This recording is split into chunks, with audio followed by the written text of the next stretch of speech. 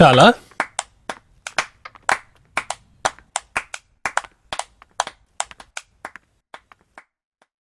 Sorry Vikram, నేను ఊరికే అలా చెప్పాను. బట్ సూపర్ గా యాక్ట్ చేస్తున్నావు. విక్రమ్, నాకొక డౌట్ అంటే అలాంటిది కాదు. నీకు ఇంత టాలెంట్ ఉన్నా కూడా నీకెందుకు ఒక్క ఛాన్స్ కూడా దొరకలేదు? ఒకరోజు తప్పకుండా నాకు ఛాన్స్ దొరుకుతుంది. అంతవరకు వెయిట్ చేసే ఓపిక మన దగ్గర ఉండాలి. అంత వయసైనా మెగాస్టార్ హీరోగా నటించడం లేదు, దానిలాగే. అదోకే, కానీ ఏ అవకాశం చేతికి దక్కనన్నప్పుడు నీ జాతకంలో ఏవైనా దోషం ఉంటుందనిపిస్తోంది. మనం వెళ్ళి ఒక మంచి స్వామీజీని చూద్దామా? నాకు అందులో నమ్మకం లేదు. ఈ రోజు నేను ఎమ్మెల్యేని కలిసి మాట్లాడొచ్చాను కదా, ఆయన తప్పకుండా సినిమా తీస్తారు, డౌటే లేదు. బట్ ఫ్యూచర్ లో ప్రాబ్లమ్స్ రాకూడదని చెప్తున్నాను.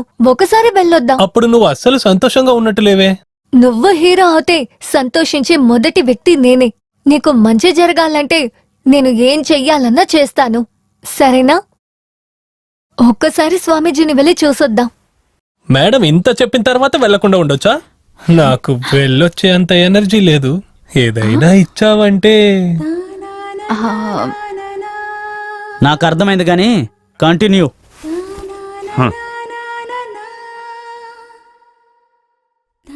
సరే, కళ్ళు మూయ్.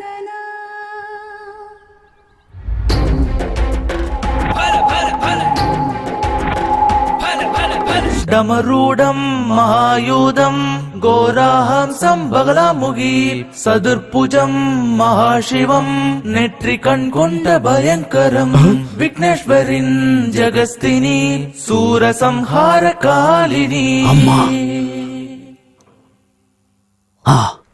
సరేనమ్మా, అలాగే చేస్తాను. అలాగేనమ్మా, అలాగే. తల్లి,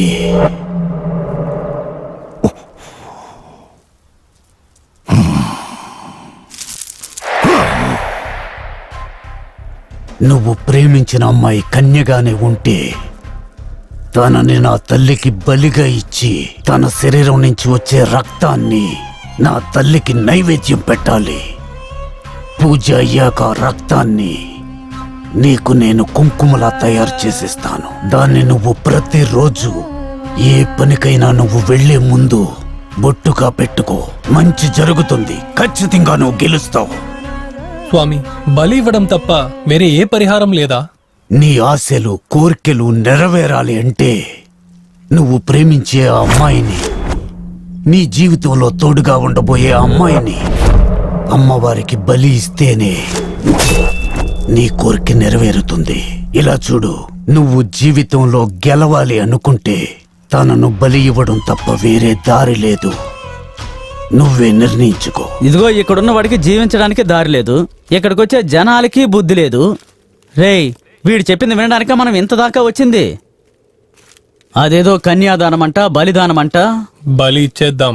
ఏంటి? బలి ఇచ్చేద్దాం అంటున్నాను. కామెడీ చేస్తున్నావా? ఏయ్, జోక్ చేయడానికంతా నా దగ్గర టైం లేదు. వచ్చే అమావాస్య రోజు వైశాలికి ఏదైనా చెప్పి తన్ని ఇక్కడికి తీసుకురావాలి. పదల్దాం.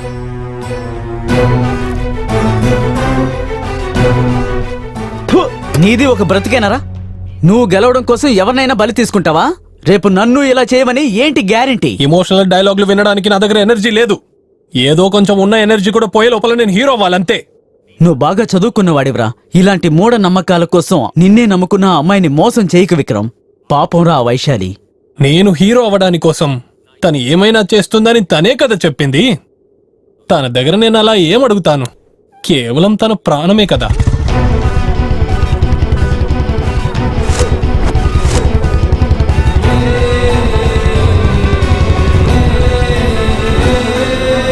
మిమ్మల్నంతా అసలు ఏమనాలో అసలు అర్థం కావట్లేదురా. ఛాన్స్ కోసం ఏమన్నా చేస్తారు కదా మీరు. సార్, నాకేం తెలియదు సార్. కొడితే నా కొడుక మొహం పగిలిపోద్ది. ఎమ్మెల్యే దగ్గరికి వెళ్ళినప్పుడు అమ్మాయిల్ని సప్లై చేయనని తిరిగి వచ్చిన వాడివి, చివరిగా అమ్మాయిల్ని వెతికింది నువ్వే కదా. ఏయ్, నువ్వు అలాంటి వాడివే, కానీ నువ్వు బయటపడలేదంతే. నాకొక డౌటు. నువ్వే చెప్పావు మాంత్రికుడు ఆ ఎమ్మెల్యే ఇద్దరూ కలిసి వైశాలిని చంపారని అనుకుందాం. కానీ పీజీ ఓనర్ మంగళకి ఈ హత్యకి ఏంటి సంబంధం? ఇంతసేపు నువ్వు చెప్పిన దాంట్లో తన ఎంట్రీ ఎక్కడా లేదే. నేను ముందుగా పీజీ ఓనర్ మంగళ గురించే చెప్దాం అనుకున్నాను సార్. మీరు ఎమ్మెల్యే గురించి అడిగినందువల్ల అక్కడి నుంచే మొదలు కన్ఫ్యూజ్ చేసాడు, చంపి పడేస్తాను కొడక. వైశాలికి మంగళకి ఏంటి సంబంధం చెప్పురా. చెప్తాను సార్.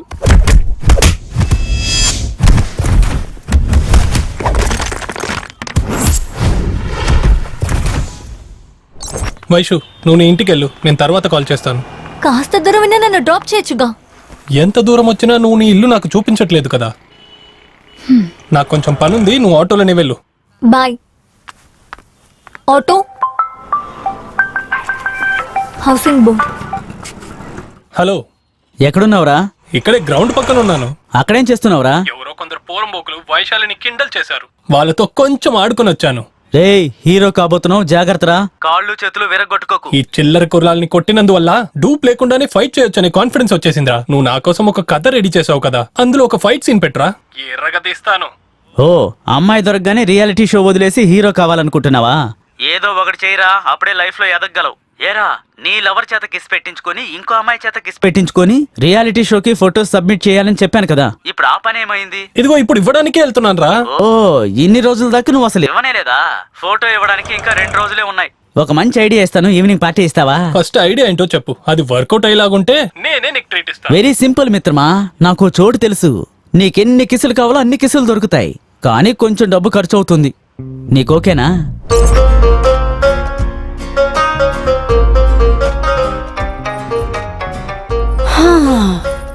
ఒక రౌండ్కి 500 ఇవ్వడానికి ఆలోచిస్తున్నారు. అలాంటప్పుడు నువ్వు ఒకే ఒక కిస్కి 500 ఇస్తా అంటున్నావు. నీకు పిచ్చి పట్టిందా? హా, ఇక్కడ విచిత్రమైన మనుషులు వస్తారు. వాళ్ళతో కంపేర్ చేసినప్పుడు ఈ అఫ్ఫా బెటర్. ఓకే, ఇస్తాను. 500 ఇవ్వు. అయ్యో ఆంటీ, మీరు కిస్ చేయకండి, ఆ అమ్మాయిలే కిస్ చేయాలి. ఏంటి, అమ్మాయిలా? ఎందుకు? ఒక అమ్మాయి సరిపోదా? ఓకే, నా దగ్గర 15 అమ్మాయిలున్నారు. నీకు అందరూ కావాలంటే 7500 అవుతుంది. ఇస్తావా?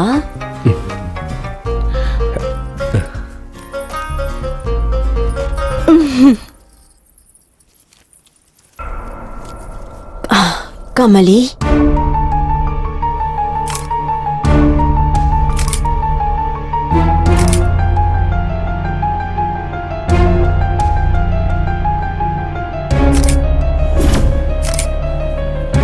కమలి, అక్క, కిందకి రా.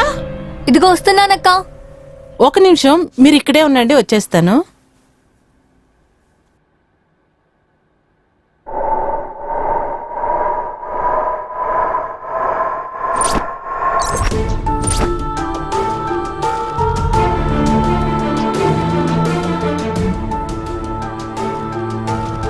విక్రమ్, వైశాలి,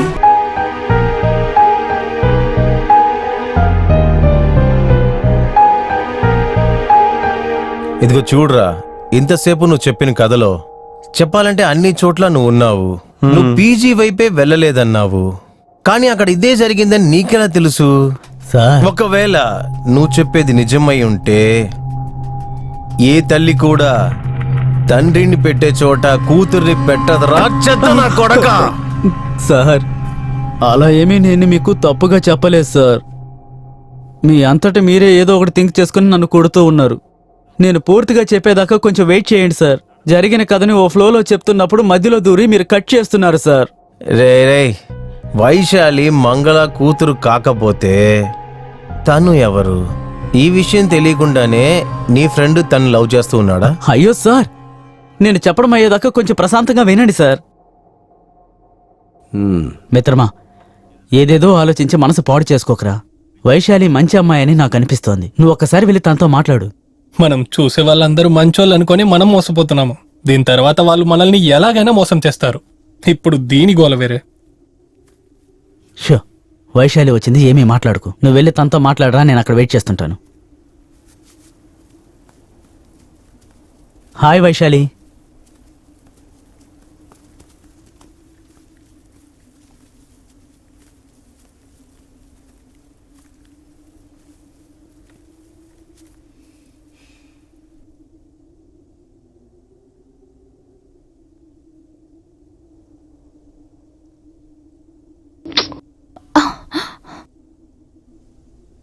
నేనేం అలాంటి అమ్మాయిని కాదు విక్రమ్. ఓ, బూడిదలో ఉన్న కమలం లాగా పవిత్రంగా ఉన్నావా? అంతకన్నా నేను పవిత్రంగానే ఉన్నాను విక్రమ్. నేను మంగళ కూతుర్ని కూడా కాదు, అక్కడికొచ్చే కస్టమర్స్ తో ఎంజాయ్ చేసే అమ్మాయిని కూడా కాదు.